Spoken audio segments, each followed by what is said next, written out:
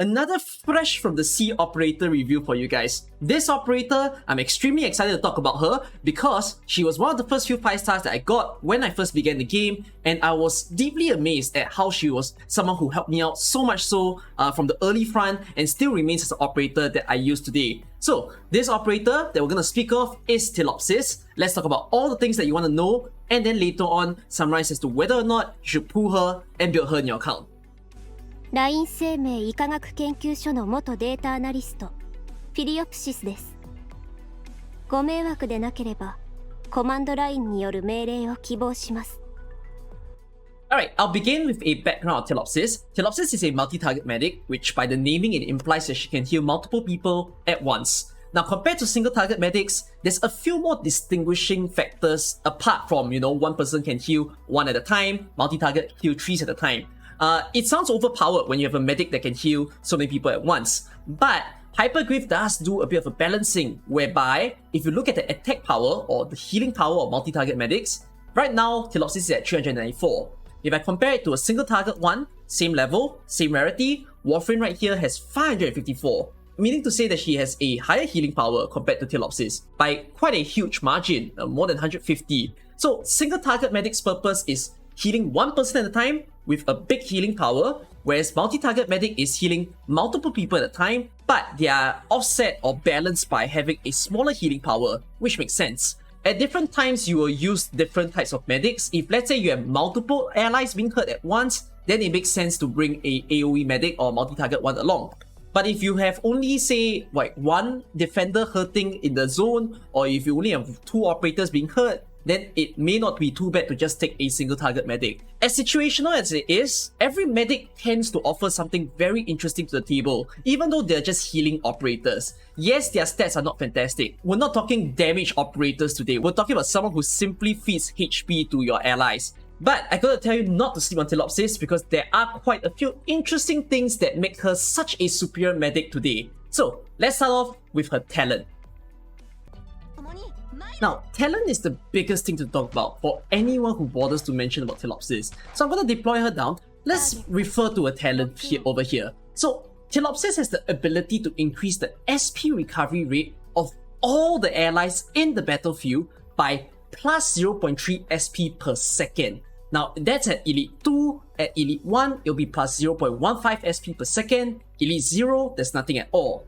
This meaning to say that for all operators who do charge their skill, they'll be charging their skill at a 30% faster rate. And the best way to show it is to do a bit of a comparison for you over here right now, where I'm going to pair her with a long charging skill operator.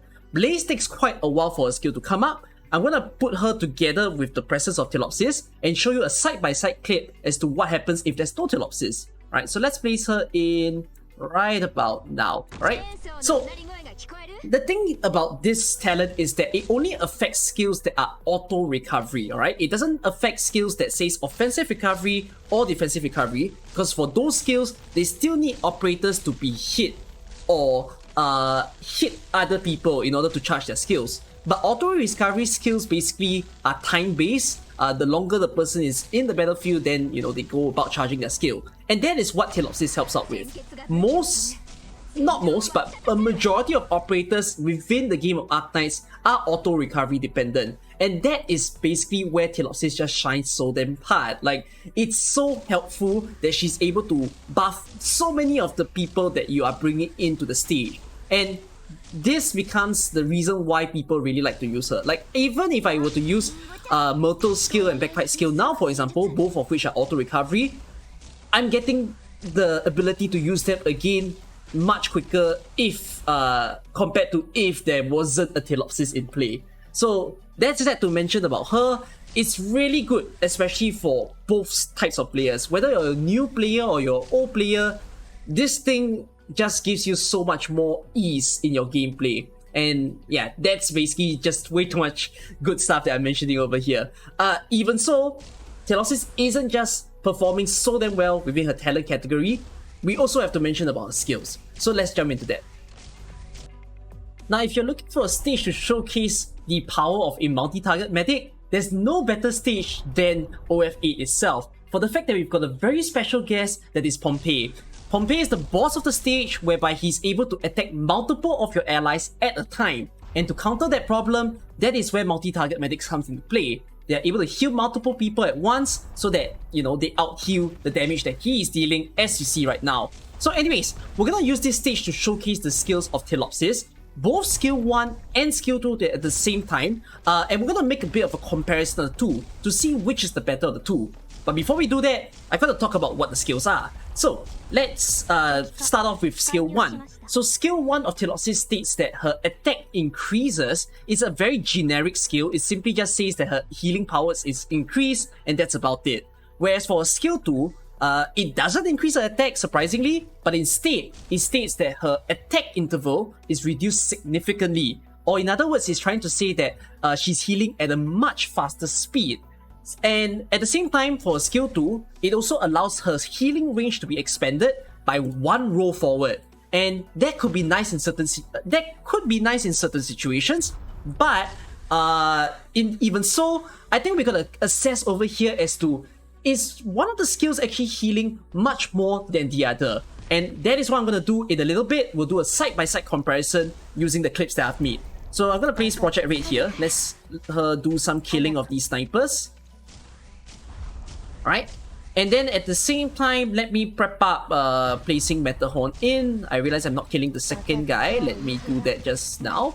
Alright, so I'm gonna place Mr.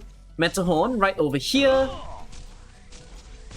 And then afterwards, once I see that Pompey is dropped down to half health, I'm gonna activate Ptilopsis' skill, and that's where the comparison starts to go on. So this is skill 2 that I'm activating, and on the other clip, there's a skill 1 being showcased. So the thing here is that at whatever rank that you refer to Ptilopsis, so if let's say you're talking about Ptilopsis as skill rank 7 or mastery 3, Ptilopsis skill 2 is always having a bigger healing per second rate that is double of skill 1. And if you talk about a Ptilopsis that is, say, at max level, without her module, that is, at mastery 3, skill 2 mastery 3 heals at a rate of 520 HP per second to all the allies that she heals. And then for her skill 1 at mastery 3, max level again, she's only healing at 260 HP per second. And if you do the math, skill 2 is healing double the amount, and that is insane. The icing on the cake here is that Ptilopsis is one of the highest HP per second healer out of all the medics. She falls behind Susuro and Pure Stream, who have a insane healing ability towards one specific target. But in terms of the multi-target medic class, she is excelling in it. She's able to give so much basically sustenance to all of the operators within your battlefield. And it goes to say that skill 2 is most definitely and obviously the better skill here. But at the same time, well, there is a few instances where skill 1 could be good, because skill 1 has a lower skill downtime. Basically, you say it takes a shorter time to charge skill 1 compared to skill 2.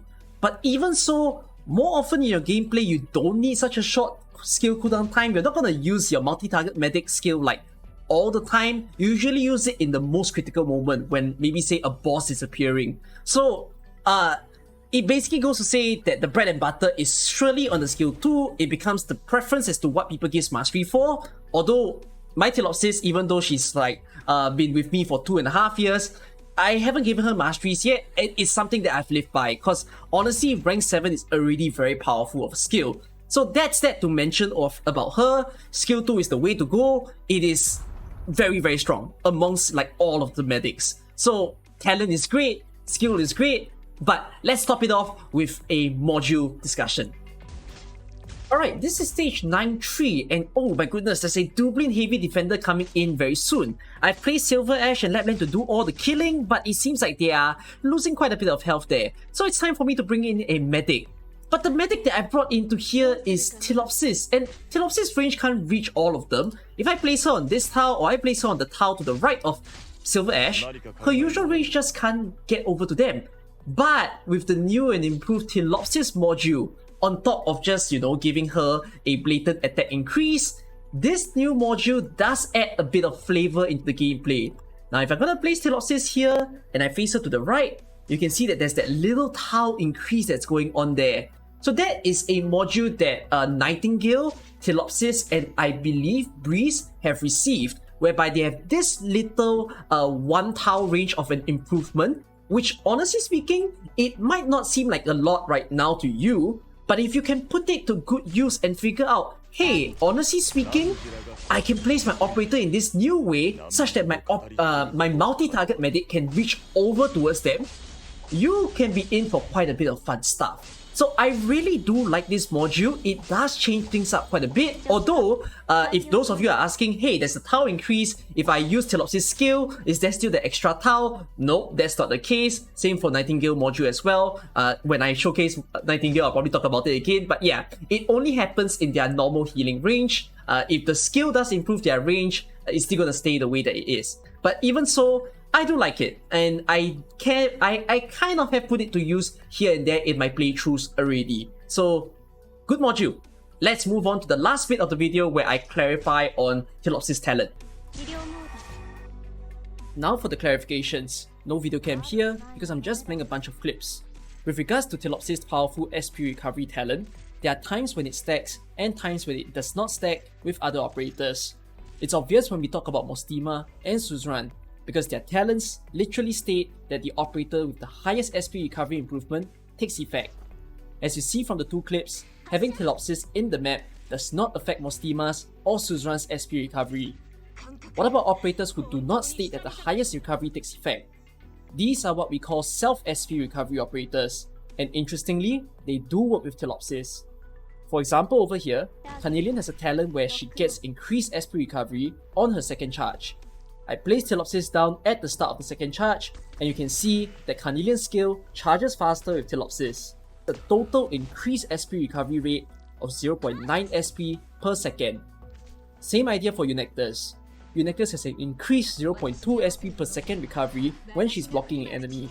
With Ptilopsis, it brings up the total increase to 0.5 SP per second. Hence, SP recovery rate increases do not stack when you put 2 global recovery operators, but will stack when you put 1 global recovery operator and 1 self-recovery operator.